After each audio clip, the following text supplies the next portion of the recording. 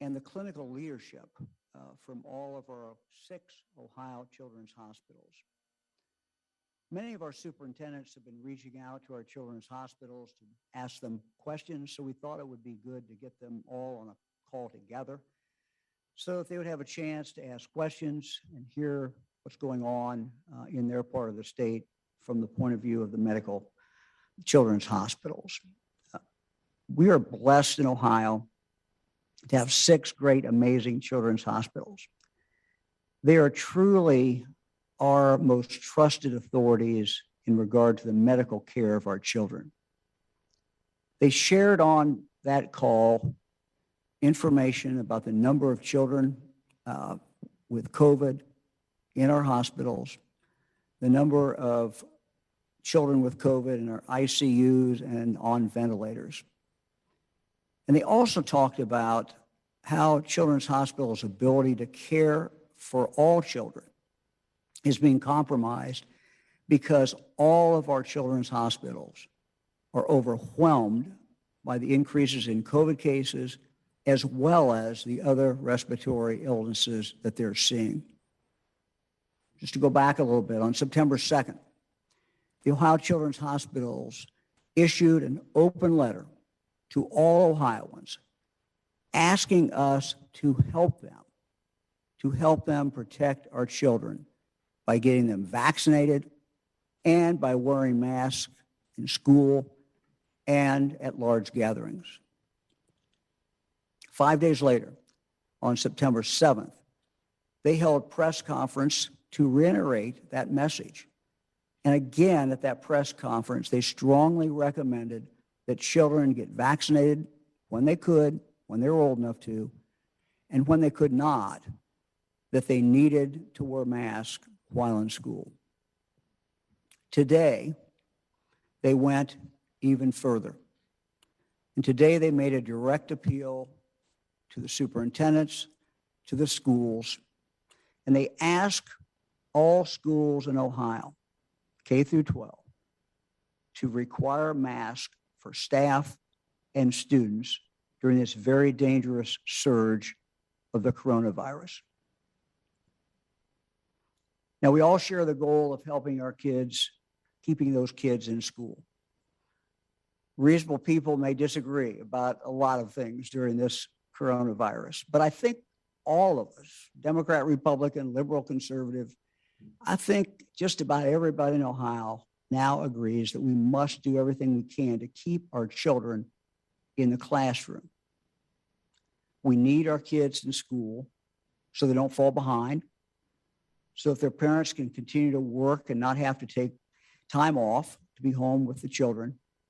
And so we don't exacerbate the behavioral health challenges that kids face by not being in the classroom, not being there with other kids. If we want our kids to stay in school, if we want our schools to stay open, the best way to do that is, of course, if the child is old enough to be vaccinated. Adults, that's adults and kids 12 and over. But if a child is too young to be vaccinated, then until we get through this, we need students who come to school to wear a mask. Now, let me go to a couple data points, which we're trying to follow, and we are following every single day. Let me tell you where we are with those, and we'll go back to that. Let me look at this chart.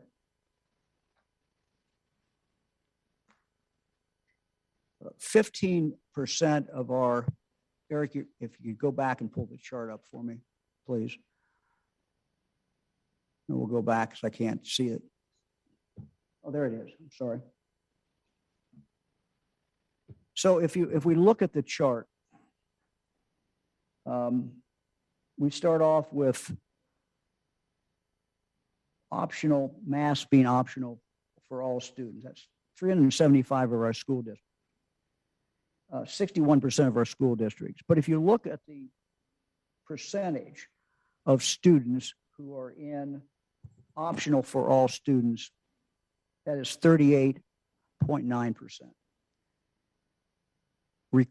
Mask required for some students, almost 15%.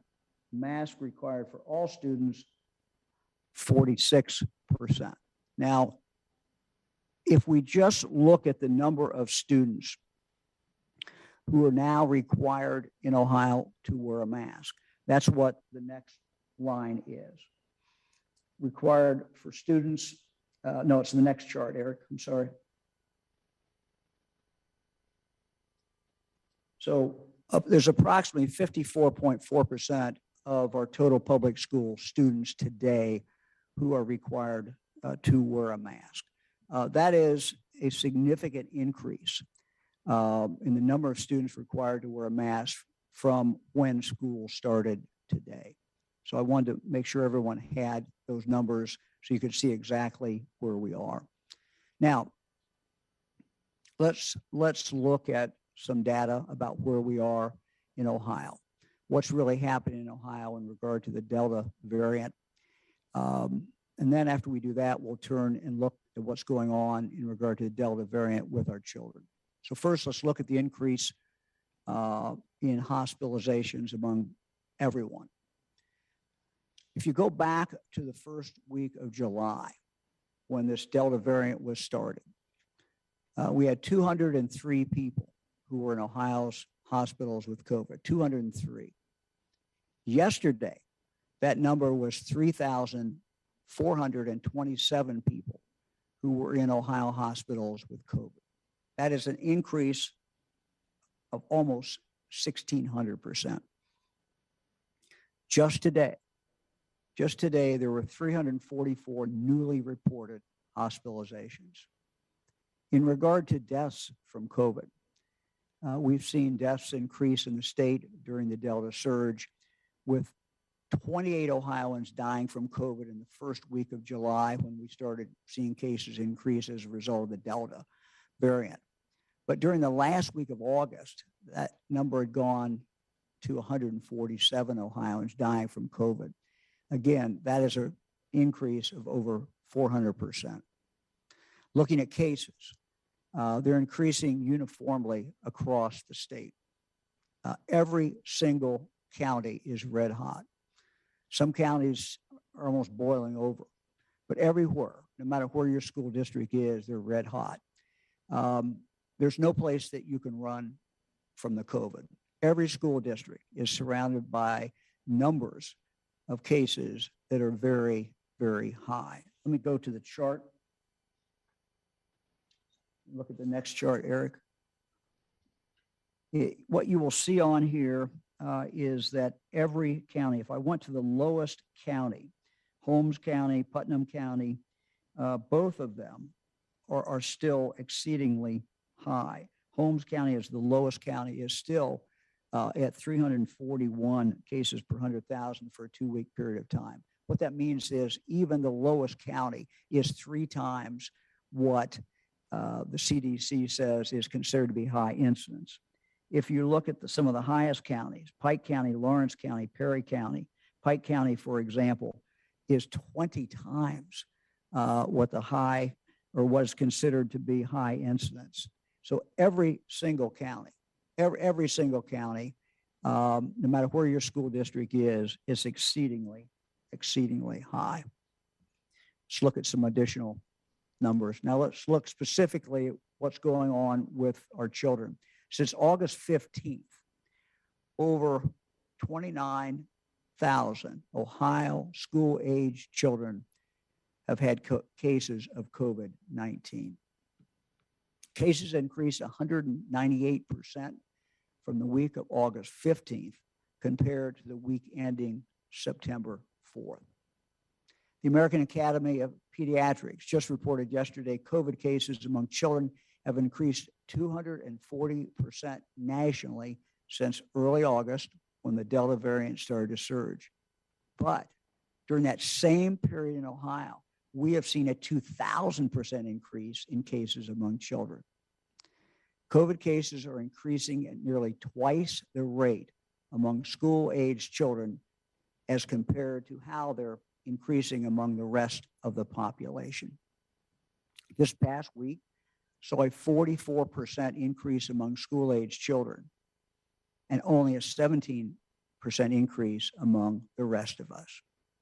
And over the 2-week period ending September 4th, there was an average of 909 cases per 100,000 for school-aged Ohio kids versus only 561 cases per 100,000 for the rest of us. Big difference. The 16 highest number of cases per day throughout the entire pandemic for kids aged 5 to 17 in Ohio have all been in the last 19 days. The data is now clear that there is a higher level of COVID in school districts where masks are not required. And that is some very, very significant pieces of information. Let me now go to our guests who are here. And I want to thank our children's hospitals for being here. And let me turn now to Nick Lashutka, who heads up the Ohio Children's Hospital Association. And Nick, I know that you have with you some of the children's hospitals, and please share with us whatever information you all have. Thank you, Governor. Good afternoon to the media. As the governor mentioned, and as we've shared with you, children and their healthcare providers are facing a perfect storm. It's a combination of COVID driven principally by the Delta variant, which is affecting kids in 2021 in a way that did not happen in 2020. Secondly, there is unseasonably high respiratory conditions that we've never seen in the summer. We're at what we've called peak winter busy with RSV, parainfluenza, rhinovirus. 3, our behavioral health census, which even pre-pandemic was at a crisis, has been on the rise and continuing to rise, both inpatient and outpatient. And the 4th component of this, which you'll hear more about, are key staffing challenges that our institutions, like many other parts of Ohio, are facing.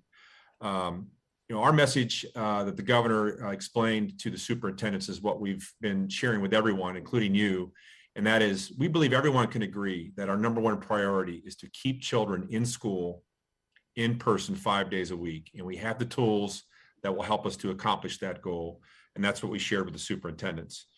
I'm pleased to be joined here this afternoon by some of our key children's hospital leaders. We're going to hear first from Debbie Feldman, who is the president and chief executive officer of Dayton Children's, who can give some perspective on the CEO open letter that the governor referenced and that we shared with all of you 2 weeks ago. Following Debbie, we'll hear from Paula Grieb, who is the Chief Nursing Officer and Vice President of Patient Care Services at ProMedica Health System, and Russell J. Ebi Children's in Northwest Ohio.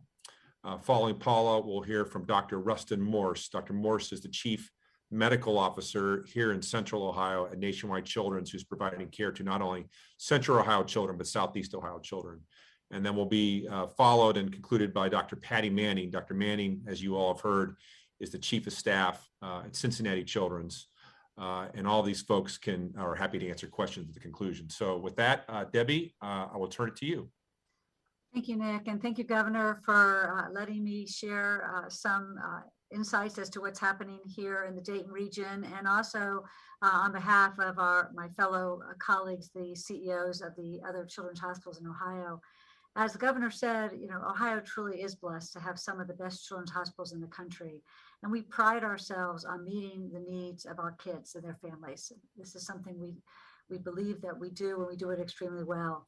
But I would tell you that this commitment, this desire is really threatened right now with a surge in demand that has been unprecedented for many of us. We are dealing with a disease that we've all been facing for over 18 months now. And for a long time, it was really perceived as a disease that did not impact our kids in a significant way. Well, that belief has really been shattered over the last several months, and the Governor shared a lot of that data. 25% of the cases in the state of Ohio are kids, and we're feeling that in our children's hospitals. We're seeing demands in our emergency departments and our access points at unprecedented levels. Just to give you a little bit of a perspective from the Dayton region, from Dayton Children's, we have been in red bed status here at Dayton Children's 55% of the time since August 28th. Today, we had two beds available in the hospital for children who need them, excluding our NICU and our behavioral health beds. Those children in the bed on any given day in the last few weeks have ranged from about 11 to 17 children that are in the hospital with COVID itself. But they're also in the hospital with a variety of other respiratory and just other needs that children have at Children's Hospital for. The demand at our access points is absolutely staggering. If we compare September 2019 to September 2021, because we really can't use 2020 as a guide because we know it was a very unusual year. Our emergency department utilization is up 41%. Our urgent cares are up 37%. And our Kids Express, which is sort of more of a lower acuity, up 55%. This demand is absolutely creating a unsustainable pressure on our staff.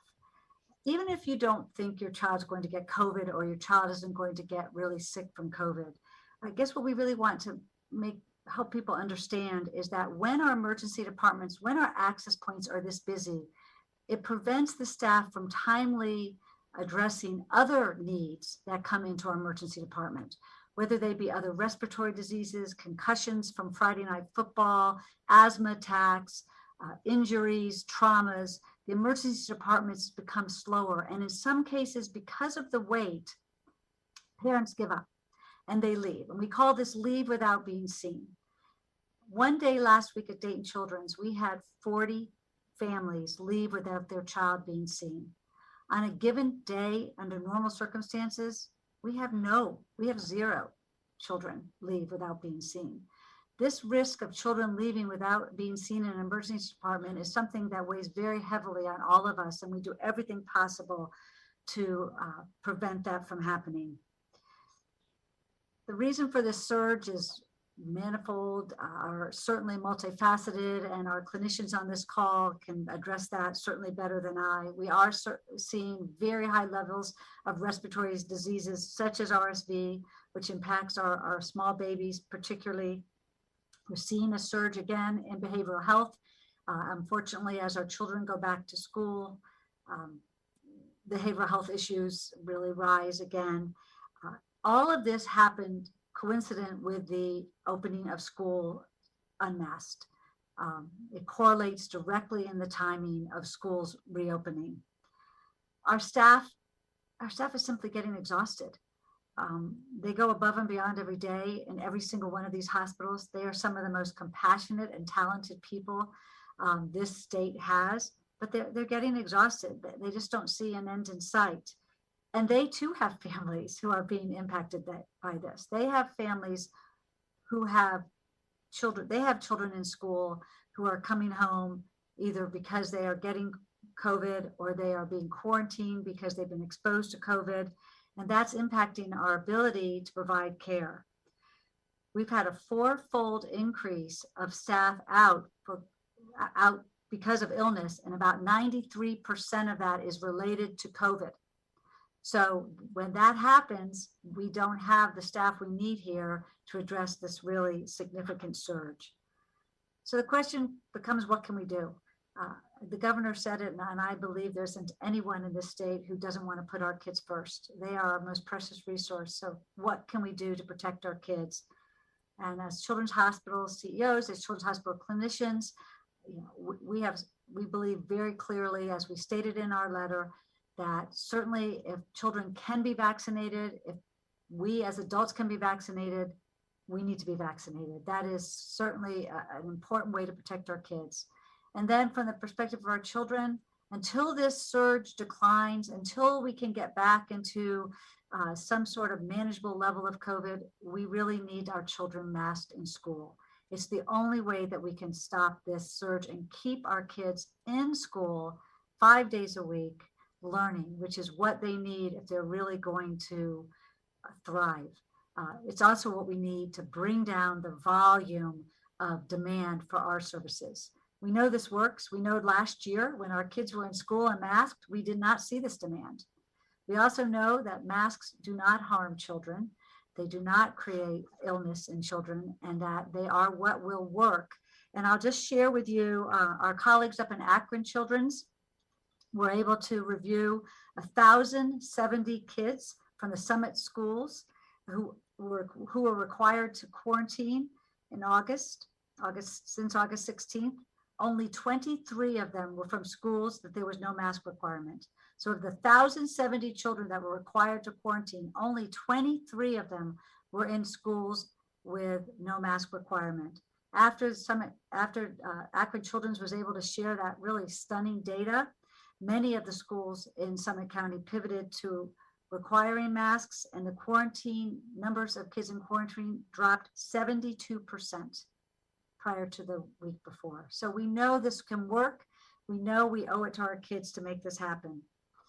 So we would just, again, urge all of our schools, all of our superintendents, all of our school boards to hear this data, to require masks in school for a period of time. I think we recognize this doesn't have to be forever, that as we see the incidence of virus decline in our communities, we can relook at this. But for now, the most important thing we need to do is make sure that our hospitals are available for every child who needs us and keep our kids in school. So thank you. Thank you very much. We'll go now to Paula Grieb, who is the Chief Nursing Officer of Toledo Children's Hospital. Thank you, Governor DeWine, and appreciate all of you being on this call with us this afternoon. Wanted to really take this opportunity to share much of the same information that you just heard so beautifully well spoken by Debbie. In the Northwest Ohio area, in the city of Toledo, at Ems Children's Hospital, we have seen a significant increase in our inpatient and outpatient volumes for kids who have been sick, including kids with COVID. To share some perspective, our volumes inside the Children's Hospital have been over 100. Our average daily census has sat over 100 since the second week of July. That is unprecedented for us. Usually, volumes in the Children's Hospitals drop in the summertime months. We have seen a significant increase in the number of patients admitted with things like respiratory illnesses, RSV, parainfluenza. Again, those are wintertime processes that we see in our kiddos, usually sometime after November. Throughout the winter months, we have seen that consistently since July. We're running an average daily census of roughly 3 or so children now who are COVID positive. I think it's really important to point out in our geography at Ems Children's Hospital over the course of the last 4 weeks, We have seen a steady and significant increase in the number of children who are testing positive for COVID-19. This last week, we've seen a total of a little more than 2,100 children who have tested positive for COVID, and the positivity rate for us is 12.7% of all tested. That's up significantly. Over the last 8 weeks, we sat about 2.5%. 4 weeks ago, we were at roughly 8% positivity rate, so a significant increase to 12.7% of our kids who are tested are now positive for COVID-19. As Debbie mentioned, we are being overrun in virtually all of our access points by sick children since the resumption of school for us in August or so. Our primary care physicians, our urgent cares, and our emergency departments are inundated daily. Certainly that holds true for all of our pediatricians in our Ebi Children's Hospital. But I will share, we had a very significant and very frightening event occur for us last night in Lucas County. At 10:36 p.m. last night, all of our Lucas County emergency departments went on EMS bypass. That includes Ebi Children's and all of our adult hospitals. What does that mean? That means that if a rescue squad was called for a 911 call and needed to pick up a patient and deliver them to a hospital, if that hospital is on bypass, that rescue squad is not allowed to stop at that hospital. Every hospital in Lucas County was on EMS bypass simultaneously last night. It's the first time it's ever occurred in any of our recollection of the last 30 or so years, unprecedented for that to occur. What happens at that point in time is our Toledo Fire and Rescue, our Lucas County EMS system, goes on what's called code red alert. And as every EMS call comes in, they are dispatched one at a time throughout the community to our individual emergency departments. What does that mean to our folks? That means that you don't necessarily go to the emergency department that's closest to your home or most likely suited to take care of your direct patient needs. It might mean that a 3-year-old who's in need of an emergency department that's specifically for pediatrics is delivered to a traditional ED because that's who's next in the queue. This is an unprecedented event for us and one that's, as I said, a bit frightening for us, more than a bit frightening for us as well, because it speaks to the volume of sick people that are being managed in our systems as a whole. Certainly that impact included our Ebi Children's Hospital emergency department as well. That situation lasted for us in Lucas County for over 8 hours before we were able to alleviate some of the volume issues in 4 of the local hospitals, including our very own, to come off of bypass. Again, unprecedented for us to have ever been in that event, and definitely something that's very concerning for us as we strive to care for the youngest and the most precious of our resources. We know a path forward here to help alleviate the pressures that exist from the overwhelming numbers of patients being seen in access points. As Debbie said, and as you saw in our open letter from our CEOs from all of our state children's hospitals, we are asking for assistance from our schools and our communities to help us. If you have a child old enough to be vaccinated, please do so. As an adult, we should all be vaccinated. We know that masking works. You've heard some of the data and we'll hear more as we lead forward. It's vitally important that we do these things to protect our children and really to find an answer to the overwhelming number and surges of patients that are being seen in our facilities across the state of Ohio. Thank you. Thank you very much. We'll now go from Toledo to Columbus. Dr. Rustin Morse, Chief Medical Officer, Columbus Nationwide Children's Hospital. Doctor. Thank you, Dr. DeWine. Governor DeWine, I appreciate the opportunity. I'll keep my comments quite brief. We are in uncharted territory across the state from a medical perspective, not just across the children's hospitals, but across the adult hospitals as well.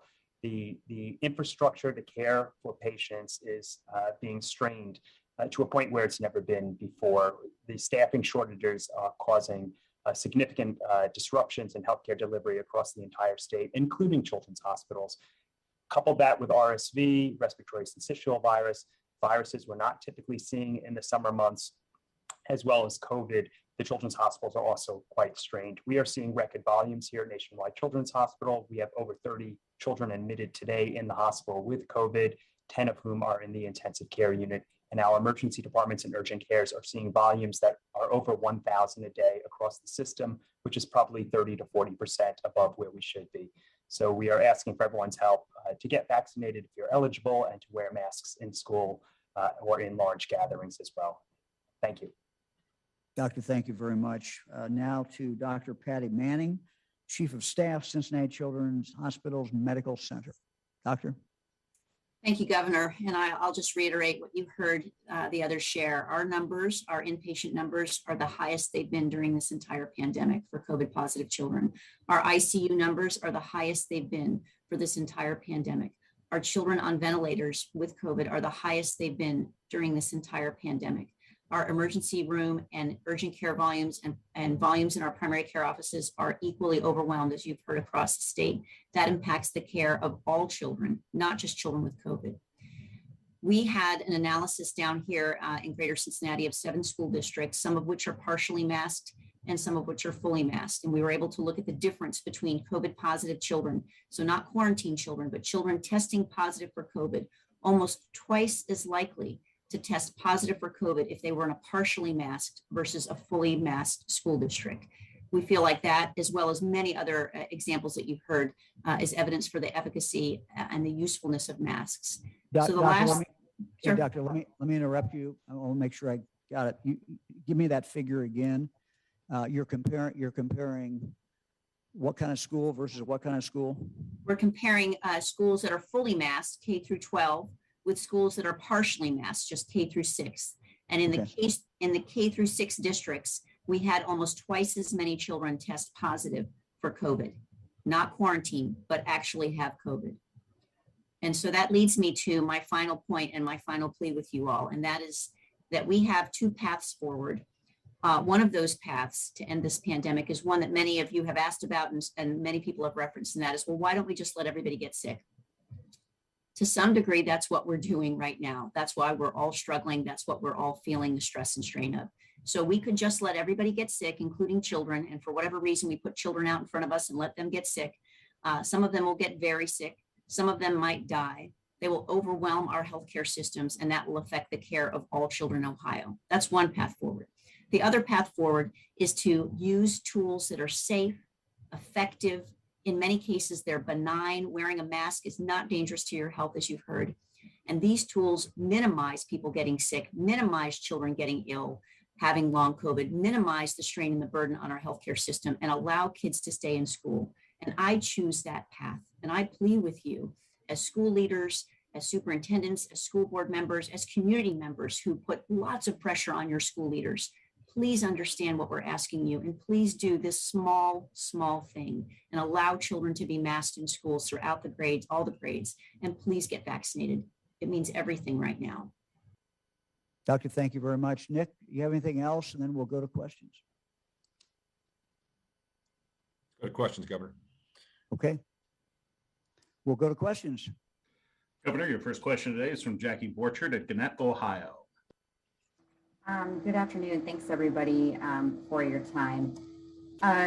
Governor, given what Dr. Manning just said, what you said earlier, that the data shows that COVID is spreading less in schools with mask mandates. The children's hospitals have asked schools to require them. This debate over mandates has been borne by local school boards. Wouldn't it help the school boards and the hospitals if you established a statewide mandate? If I could put on a statewide mandate, if the health department could do it, we would do it. What the legislature has made very clear is that if we put on a statewide mandate, they will take it off. They have the ability to do that. There is no 30-day waiting period. They can do it right away. And the legislature has made very clear that if we put on a mandate for kids in school to wear masks, that they will take it off. And people say, well, Mike, why don't you do that? It could be on for a couple of days or whatever. And, but the problem with that is we're going to cause, if that happens, we would cause it seems to me, a lot of confusion, and we might go backwards. We are over now, slightly over 50% of our kids in school, in public schools in the state of Ohio, are in fact under a mask order by the school. And we've made some progress. We've come a long way from the day that we actually started school this year, the days that school started. We need to go further. I believe that we will go further We had this direct appeal today, a direct appeal from our children's hospitals who are seeing what's going on every single day with our kids. Their direct appeal to our schools, to our school boards, to our superintendents. And it was a compelling appeal. And in fact, that will be made available to anybody who wants to watch it. It lasted 1 hour. Nick Lashutka is going to make that available. I don't know whether, Nick, you have that yet ready to do, but we can tell people, we'll be able to tell not only the public, but obviously the media, and you can watch that. It was a very compelling case that they made, just as they just made a very compelling case. So this is, the legislature's made it clear to me, they will not hesitate, and they will repeal a mandate that I put on. And all that would do is cause a great deal of confusion. And then I think people would say, well, there's no mandate on, there's no requirement on, we can go back. There's really no reason to keep a mask on. So I'm afraid what would happen is we would slide backwards and we would go the wrong way instead of the right way. And so I'm counting, frankly, on the goodwill of our school boards, the goodwill of the people of the state of Ohio, when they hear the facts.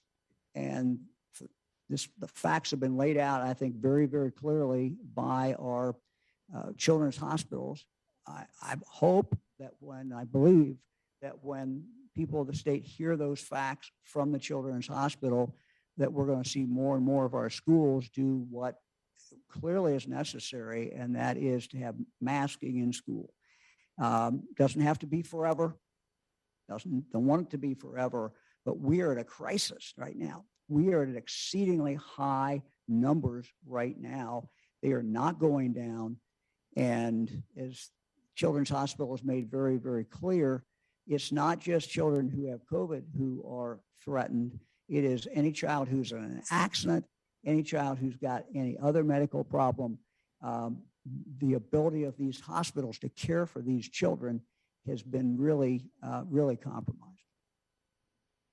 Next question is from Joe Ingles at Ohio Public Radio and Television. Hello, governors, and thank you, Governor DeWine and doctors for doing this.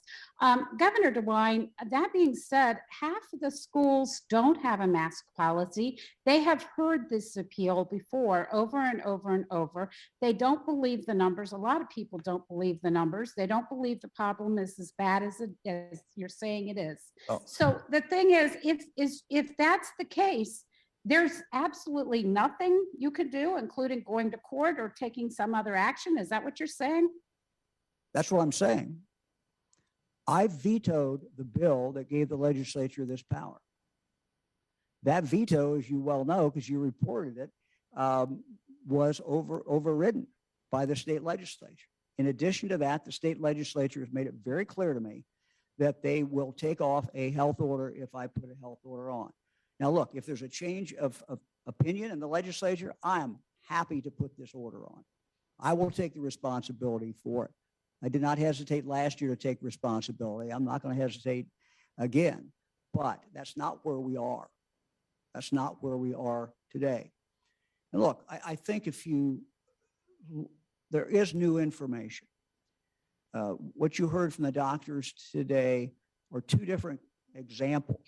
I think the example from Dr. Patty Manning, Chief of Staff in Cincinnati, and she talked about a group of schools where there was a partial mask mandate on, and she compared it to what was going on with a school where there was no mask mandate on, not a complete mask mandate, just a partial one versus none.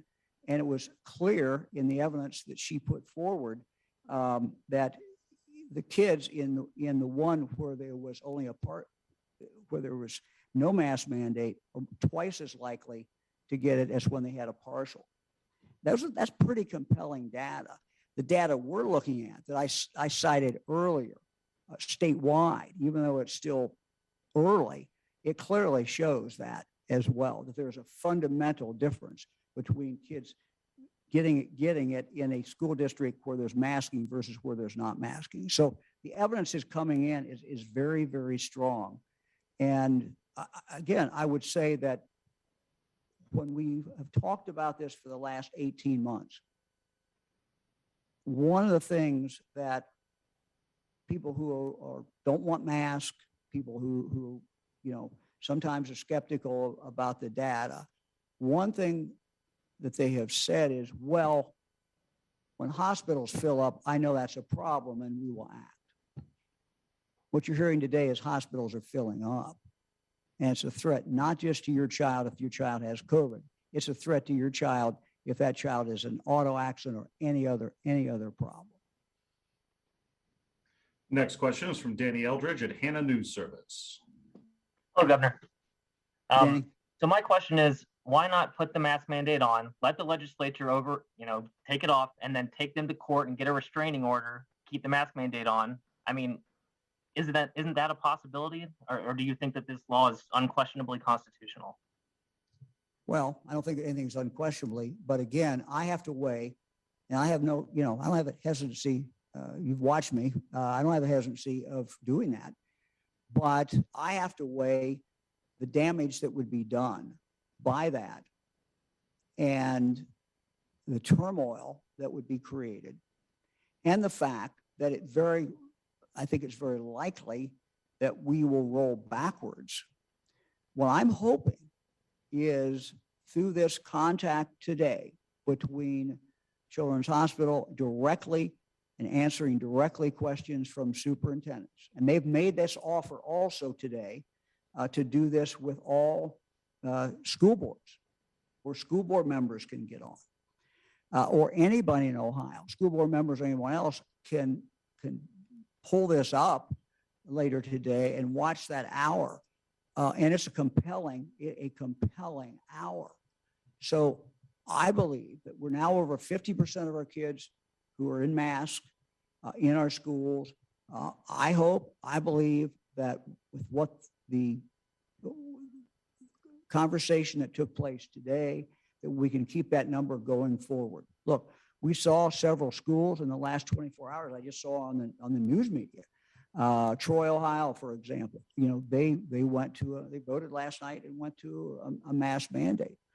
Look, nobody wants to have masks in schools, but I think people are realizing when they look at the facts that this is the only way we're going to keep our kids in school. This message is, I think, very compelling, very strong. If we want our children in school, then at least during this huge COVID Delta variant that's overwhelming our hospitals, wear a mask. That's the way we can get through this. We can keep our kids in school. We can keep our hospitals from being overwhelmed. I think it's a compelling case. And so I'm not giving up on that. We've been successful.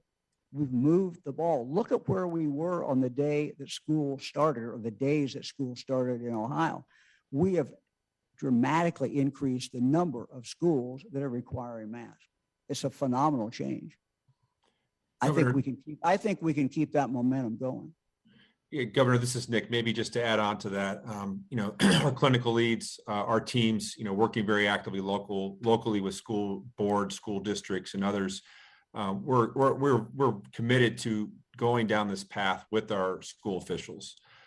They're responsible for kids. We're responsible for kids, and we are prepared to continue, sharing the information that you've heard today. And Governor, as soon as that link is available from that superintendent meeting, we'll make sure that that's available to the media or anybody else who would wish to see it. Great. Next question is from Bennett Wise at WKEF in Dayton. Hi, Governor DeWine. Bennett. So you've Yes, made sir. it clear that it would be hard to reinstate any health orders, even in school systems. We have some districts here in the Miami Valley that are leaving quarantine decisions up to parents if a student is exposed to COVID-19, regardless of the student's vaccination status or if a mask was worn. We have one district in Miami County that says public health is telling them to leave it optional due to confusion over state law. So ultimately, is there anything you can do or will you do to direct local health departments to enforce quarantines for exposed students? Local health departments have a legal obligation to do that. Dr. Vanderhoff, you want to take that? Yeah, it's evident from the data, the information that our pediatric colleagues have shared with us this afternoon that COVID-19 is raging. It's raging across every community in the state. One of the most proven and fundamental tools for dealing with a raging infectious disease, especially one like COVID, that is landing people in the hospital in unprecedented numbers, is quarantine. Quarantine is an essential public health tool. And so it's incumbent upon communities working with their local health departments to take quarantine very seriously and apply it as we've guided. Now, we've been very sensitive to the importance of applying quarantine in a way that helps to ensure as many students can stay in school as possible. And that is why our quarantine guidance offers pathways that recognize the power of vaccination, that recognize the power of masking, and provides ways that students who have been vaccinated or who are wearing masks actually can remain in school. So very important tool, and one that we really need all of our community leaders to be taken seriously. Next question is from Laura Hancock at cleveland.com. Hello, I was just wondering if you could provide some advice. I know a mom of a second grader who is one of 3 kids in that second grade class to wear a mask, only 3. The teasing has already started. If other parents aren't interested in protecting this little girl enough to make their kids wear masks, then, why should she be subjected to teasing to wear a mask to protect them? Like, what would you say in that kind of situation? Well, I would hope that the school officials would understand the situation and would take action and require everybody to wear a mask. That's how you solve the problem. Now, I'm not trying to minimize, the situation for that little girl. I mean, I think if that was my girl, my little daughter or my granddaughter, how upset that I would be, and I would certainly want to protect her from that. So I'm not minimizing that. It seems to me, with all the evidence that we have out here, I would hope that school would rethink that and would rethink their position and take the position, require everyone to wear a mask. Look, what we learned last year is that kids are very adaptable, and when everybody's doing it, they're fine with doing it. They will wear a mask. And we're not asking schools to do this forever. We're simply saying we have this crisis and we need to get through the crisis.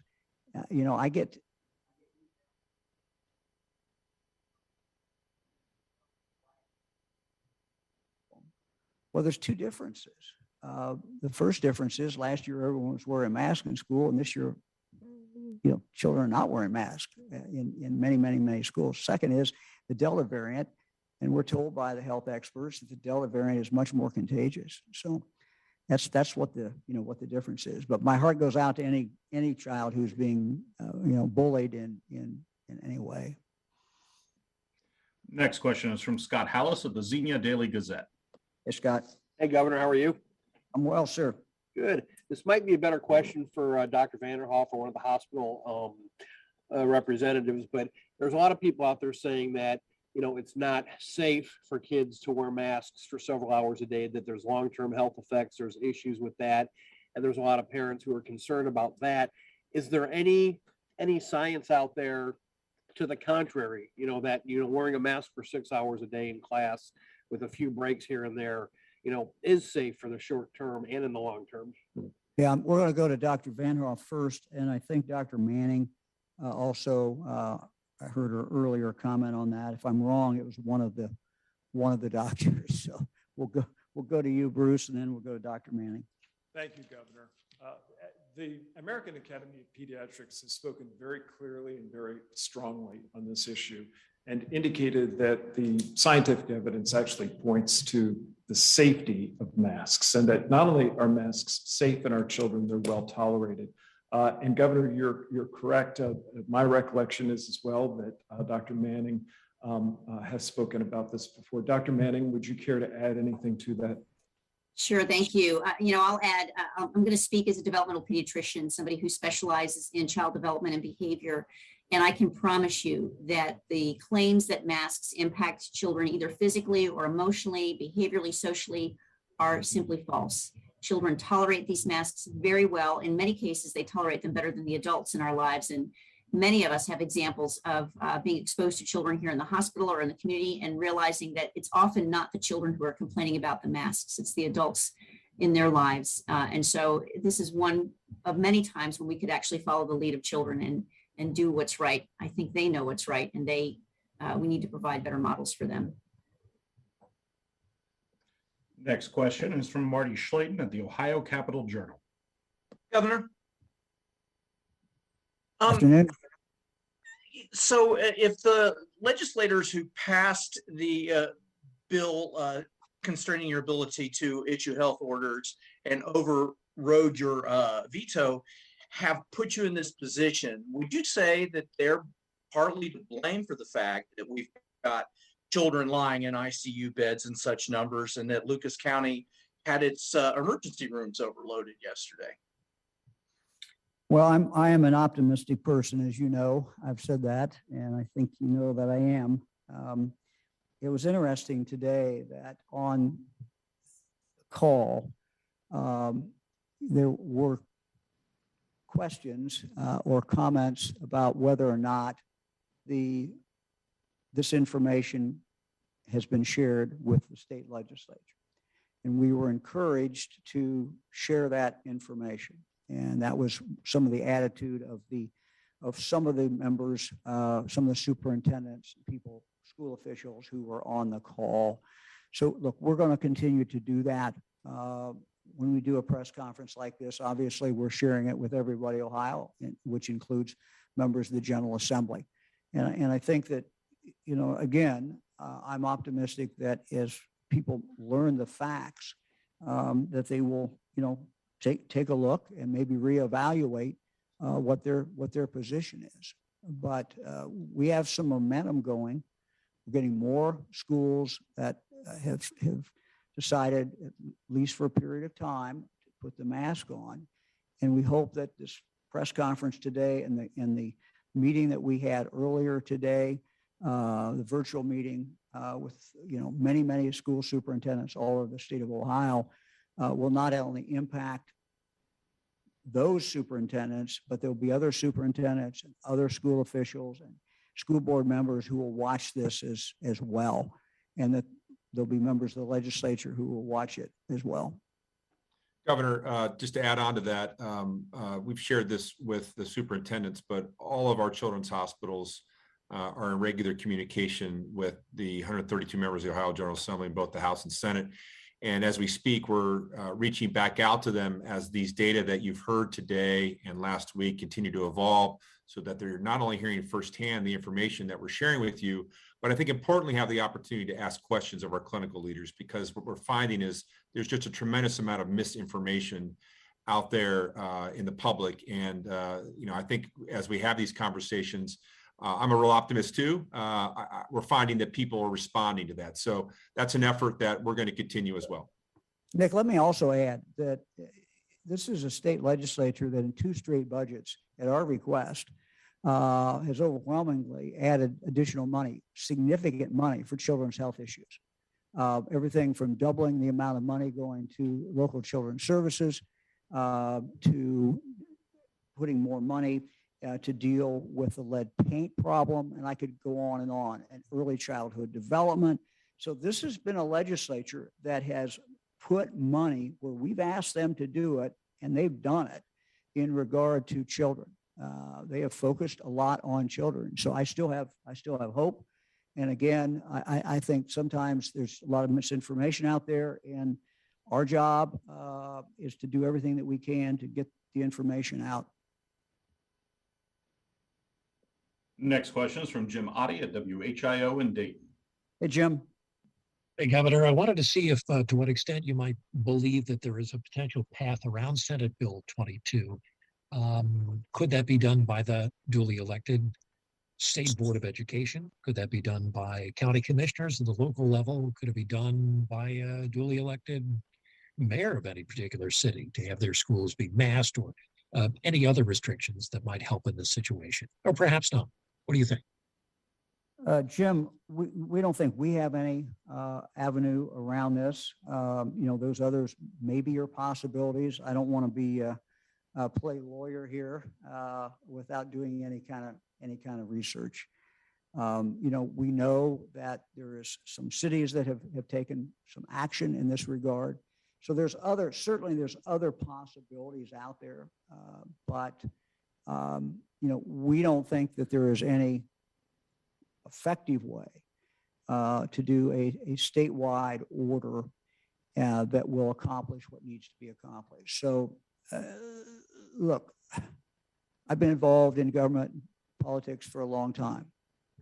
And what I have learned is that you have a goal. What is your goal? And you shouldn't lose track of what the goal is. Because of the horrible situation we are in, for a period of time, we think the goal should be, and we know the goal should be, the same as what children's hospitals said it should be. And that is, we should have children in all our schools, public and private, parochial, everyone, with the kids wearing masks until we can get out of this horrible, horrible situation that we are in. We are making progress in that.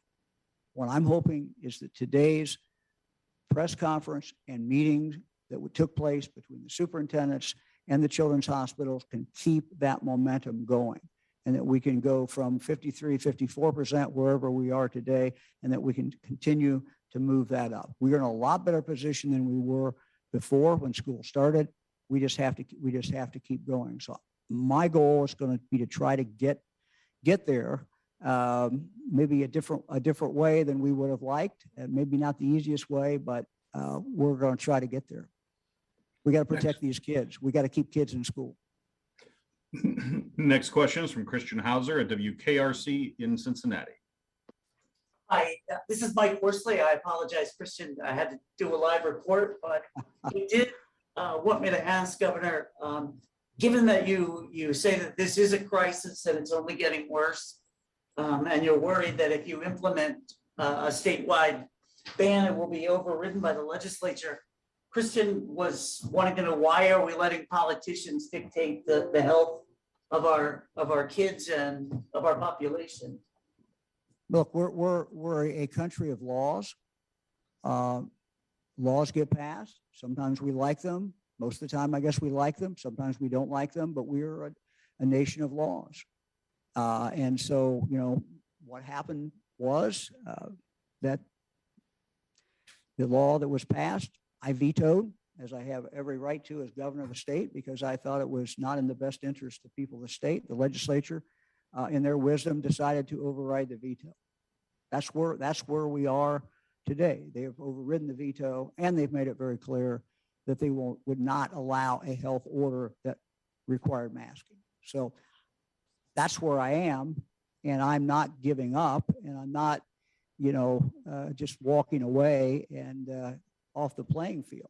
What I'm saying is, look, if we couldn't get it done that way, let's get it done another way. And the other way is to, frankly, convince school boards and superintendents across the state of Ohio that for a limited period of time, at least during this crisis, this is something that's very, very important, and that we need to do it. And if we want our kids in school, which we all do, this is the way to do it.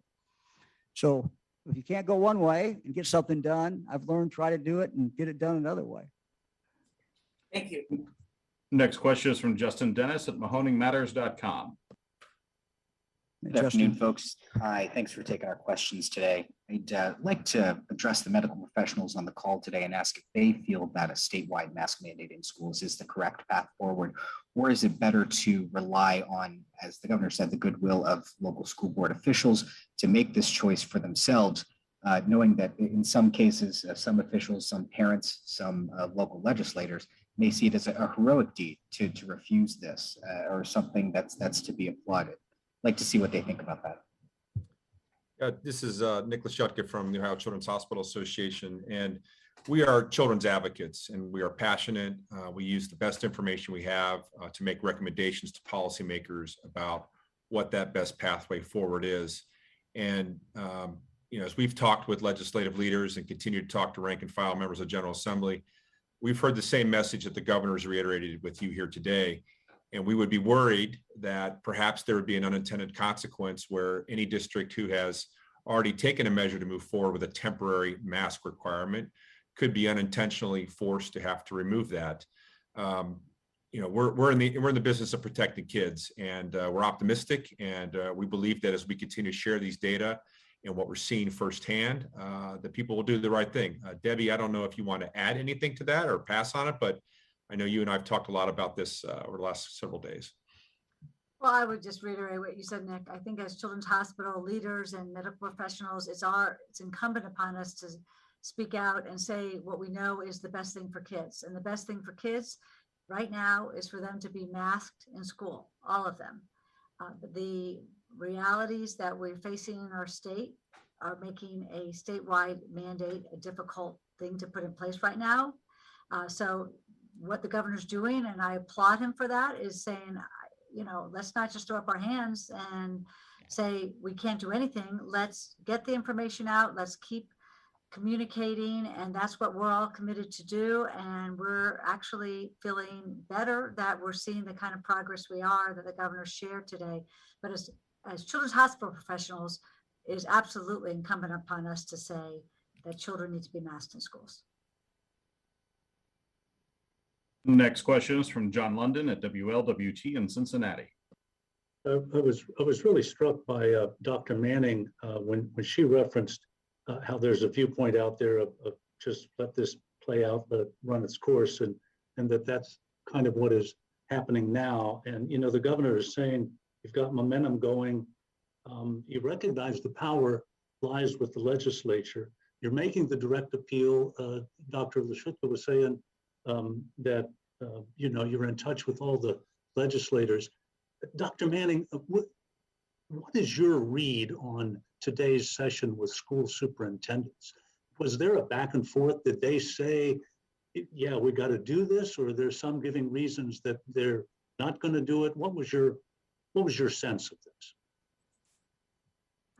Thanks, John. My sense is that everyone hears the urgency in our voices and wants to be supportive and responsive to the needs of children, but that we're feeling a little caught in where we are as a state. And, to the previous question, I would say, as children's hospital leaders, we have our hands full managing the tsunami of kids that have come our way. And we look to any leaders in the state or in the school districts to do what we're asking you to do to help us. So I probably can't say more than that, other than I think it's frustrating to be in a place where everybody seems to want the same thing, which is the health of children and for children to be in school, but to not know how to get there. It's also frustrating to feel like that the will of a smaller, maybe a minority of people is trumping the rights of the majority of people, and certainly of children, to be safe and free from risk of infection and disease. Next question is from Chris Serenelli at WFMJ in Youngstown. Governor, thank you for taking my question. You've effectively said that the legislature has tied your hands here, but you did indicate that there were some possibilities as far as how to move forward. What is the next step? Are you going to go back to the drawing board? Are you going to hold some meetings with some of these stakeholders here and figure out some of these possibilities? And if so, when? I think the most powerful voice in all of this, the voices, are the voices of our children's hospitals. They're the ones who every single day are taking care of our children. And I will make this personal. Fran and I have had children in Dayton Children's Hospital. And when your child goes into a hospital, the most important thing in the world for you, the most important thing, is for them to take care of your child. And the thought that we have children who are going in children's hospitals today with any number of problems, and they're having to wait a significant period of time, or they can't be seen at all, I think it's just gut wrenching. And as a parent, as a grandparent, I don't want that for I didn't want it for my children when they were young. I don't want it for my grandchildren. And so, I maybe get a little emotional about this, but that's what's at stake here. It's the children who are getting COVID and the children who are getting sick from COVID. It's also anybody else's child who gets any other problem. And again, Fran and my experience, we've had experience with a young baby who we didn't know what was wrong with her. And, we wanted them to act quickly, and they did. And the thought that they would not be able to act is it's horrible. That's what's at stake. And I think the children's hospitals, you asked me what else we can do. I think having children's hospitals speak out as strongly and as clearly and as consistently as they have in the last 2 weeks, is certainly one of the reasons we're seeing more children in masks going to school. And I would again make an appeal.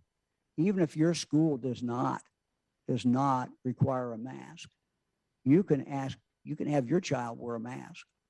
Not maybe as good as having every child wearing a mask, but you can do that as a parent. And I certainly would do that as a parent. Thanks, Governor. Next question is from Tom Jackson at the Sandusky Register. Hey, Tom. Hi, Governor. Thanks for taking my question. Governor, could you clarify why you criticized President Biden for issuing a mandate on vaccinations? Why, for example, shouldn't hospital workers who treat vulnerable patients be required to get vaccinations? Yeah, I thought I said it was a mistake. I think it was a mistake because it plunges us into more of a political debate, which I think clouds the science and clouds what we're trying to get accomplished. I think I'm consistent. I have opposed bills in the state legislature that would tell our hospitals that they could not require vaccinations, would tell our nursing homes, tell everybody, every employer, you can't require vaccinations. Government shouldn't be doing that. On the other hand, look, there may be situations where a health entity, hospital, nursing home, wants to make a decision to require everyone to be masked, but they look up and say, I can hardly keep my place open today. So to have the government come in and say you can't do masks, or you have to do vaccines, or you can't do vaccines, I just think is a mistake. And I think it gums up the works as we try to stay focused on what we need to stay focused on, and that is the science behind vaccinations. We're still vaccinating people in Ohio every day, about 10,000 people on the average, who in the past have refused to get vaccinated. So let's just stay focused and stay focused on the science and not get this into this, the politics of all this. That was my take on it. That's all. Next question is from Richard Solomon at WBNS in Columbus. Hi, Governor. My question is, when is enough enough? Something that resonated with me that Dr. Manning said is right now we're on two paths, and one of those paths is to continue to let people get sick. When do you think enough is enough, and that you will step in and do something or mandate something? If I knew anything else to do, I would have done it. I'm doing what I can do.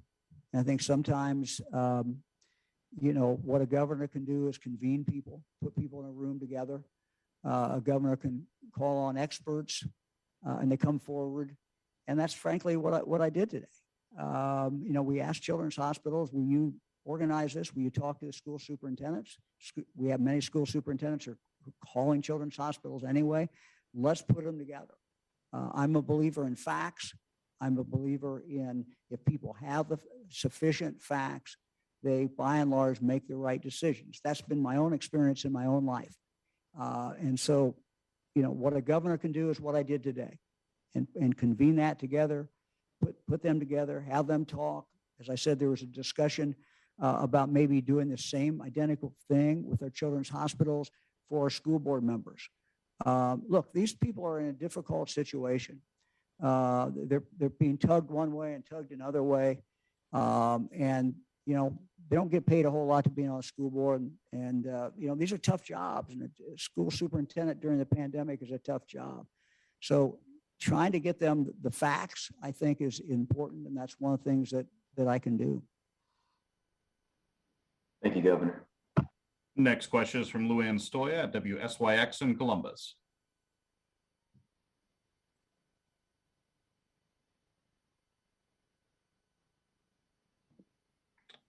Next question is from Jenna Borthwick at WEWS in Cleveland. Hi, Governor. So, you know, the mass debate has been going on between not only you and the legislature and, of course, going on at these school board meetings more locally. I know our local Board of Health here in Cleveland said that masks and distancing 3 feet apart is the key to kids staying in school. And at these school board meetings recently, there's been a lot of tension between parents and health officials. So I guess how would you advise school boards to deal with some of this tension and make the decision going forward about mask wearing when you have an overwhelming majority of parents, you know, not wanting to wear masks, and then of course going based on your guidance and the Departments of Health guidance? Yeah, I don't minimize how difficult it is. I've talked to some school board members who are in a very difficult situation. As I said, these people, you know, they volunteered because they care about kids and they want to get in there and they want better education for their kids and for everybody else's kids. And now they're stuck with the pandemic. So I get it. I understand. They're going through hell. And, you know, you have people with strong feelings on both sides. So I get it. But I think, you know, my job is to try to get the information into them. And what the children's hospitals did today, I think is helpful. I hope it will help our school boards make these decisions because I know that members of the school board want nothing more than the best interest of those kids. They want to keep these kids safe.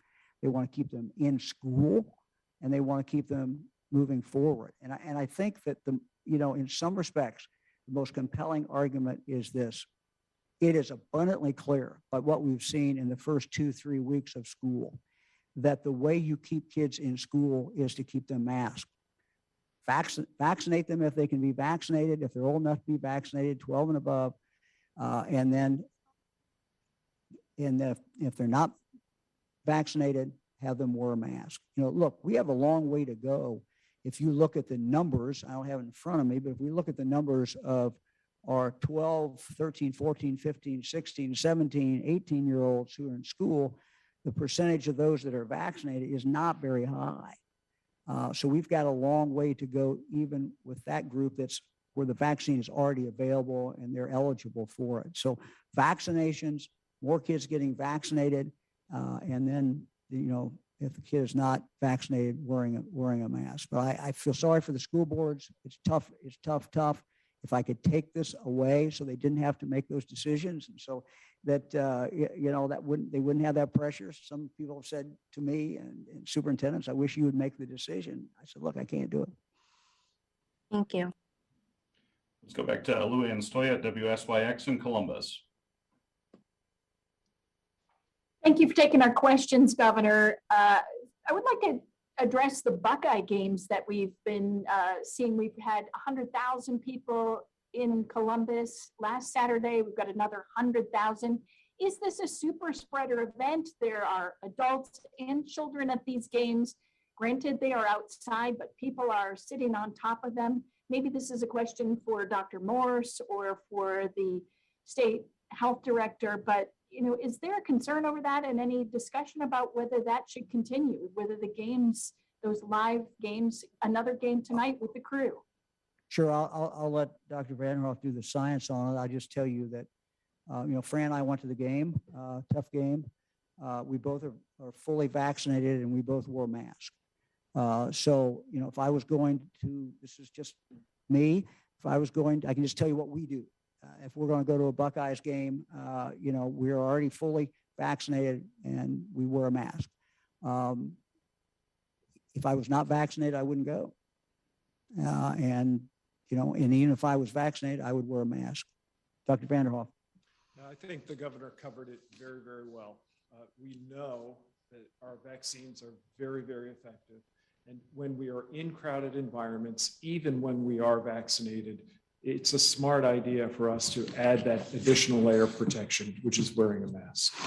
And again, the thing that, that there is a difference outside, inside, there's just a difference. And, it's safer outside than inside generally, but I would be cautious. I mean, that's what Fran and I are. I try to be cautious, but, if somebody's not vaccinated, they're not old enough to be vaccinated, or they're not vaccinated, I wouldn't go. But are we concerned that this potentially could overwhelm our hospitals even more than they already are? Yeah, I'm going to leave that to the medical experts. I don't know if anyone else wants to take that, but I've exhausted my knowledge here. So I'll just join in that sure, any large event with crowds places individuals at risk. We learned over the past year when that happened and when it didn't. I think a combination of vaccination rates and some safe practices make those events maybe safer than they might have been in months prior. But I follow the governor's lead. If I were to go to an event like that, I would wear a mask. I'm also vaccinated, and we would encourage others to do the same. And this is Dr. Vanderhoff. I think the governor also made another very important point, and that is when we are outdoors, our risk is considerably less than when we are indoors. And it is very clear from at least the guidance that I've seen that the OSU Buckeyes have given clear guidance when the fans are there and in enclosed spaces, they are asking that they be masked. Next question is from Luis Gill at Ohio Latino Television. Luis. Hello, Governor. How are you? Well, sir, thank you. Thank you for having this, Governor, and thank you for all the people that are here, professionals. And also, you call yourself that you have been in politics for a long time, so you are a professional politician. My question is, Governor, it's a long one. There's a reason to believe, Governor, that some superintendent, some principals, some school board members, and teachers have overreached into educations of the children. And what I mean by that, through Zoom, a lot of parents learn what the actual kids were learning at school. And they saw, and some parents were appalled of what they actually were teaching. And what I mean by that, things come in indoctrination, ideology, sex education, CRT. And I don't mean to make this a political question, but the masking and vaccination is paying a price because the parents no longer trust superintendents and principals and the school boards what they're trying to do to the education in Ohio. I believe, some parents believe the consequences is being paid right now. More parents are involved, like Jenna said earlier. The school board meetings are full capacity. Some people are just, before the vaccination, with the virus, school meetings were attended only by, 3 or 4 parents. Now it's full capacity and no longer. So the consensus from the parents is the best thing for the kids is a decision that the parents will make. So there's a complete division, Governor, into this. And I believe that what you're trying to do is not taking in a way that you wish it to do, because the superintendent and the school boards have made so many changes into the education and no longer believe that they're making the best decision at this time. Well, let me answer it this way. First of all, we have some great teachers. We have some great school administrators who, care very, very passionately about these kids. They've had a very tough time during the pandemic. I joke with some of my superintendent friends, there couldn't be a tougher job than being superintendent during a pandemic, or a principal or a teacher. So, my hat goes off to them. We live in a state where we have over 600 local school districts, over 600 school boards. These school boards, as you know, are locally elected. And we do see people becoming involved in wanting to find out what their kids are learning, what is being taught in their schools. Those are healthy things. People have every right in a public school to go in and to, look at what's being taught, make their own judgment about it. And if they don't like it, show up at the, next school board meeting, or talk to the superintendent, or whatever way they want to, exercise their rights of citizenship living in that school district. So, if you look at what's happened in Ohio in the last few years, it's not just been people going to school board members, or going to school board meetings about COVID, or about masks, or anything else. So we've seen that, certainly, and we continue to see that. But there's also many other issues that people, go to their school board to express. And I think as long as that is done in a constructive way, in a polite way, people have every right to do that, and should be encouraged to do that. You have a right to know what textbooks your children are reading. You have a right to know, what is being taught in the school. And in Ohio, we believe in local control. I mean, it certainly is a partnership with the state, but basically, we elect locally our school board. It's the people in the local school district who elect the school board, and that school board is then accountable to those people. And so it's democracy at work. It's our Republican form of government works that way and works well. And so, I think that's part of what we do in Ohio. And I think that's overall is certainly a good thing. So thank you. Thank you. Thank you, Governor. Our next question is the last question for today, and it belongs to Jeremy Kelly of the Dayton Daily News. Hi, Governor. Jeremy. Luis just talked about more people going to school board meetings, and Dr. Manning talked about a vocal minority having an outsized impact on the public debate. There are lots of people, I've talked to many of them, who want no part of those school board meetings because of the drama and the anger and the name calling that's going on. What advice would you give to everyday folks who might very well agree with what you're saying or what the doctors are saying, but have kind of stepped back and haven't been part of the debate? Well, I think it's always important to let your elected officials know what you think. I hear from people every day, and I think that's part of the process. And your school board members are elected. I think it's also important to do it in a civil way, to do it in a way that does not discourage other people from coming forward and being part of the process. I think anytime that we can encourage people to be part of our democratic process, it's a good thing. So I think encouraging people to do that, if you feel that, you don't want to get involved, but you feel strongly, you can certainly send a letter. That's important. A well-written letter can be, much more persuasive sometimes than a personal appearance. It just depends on the letter.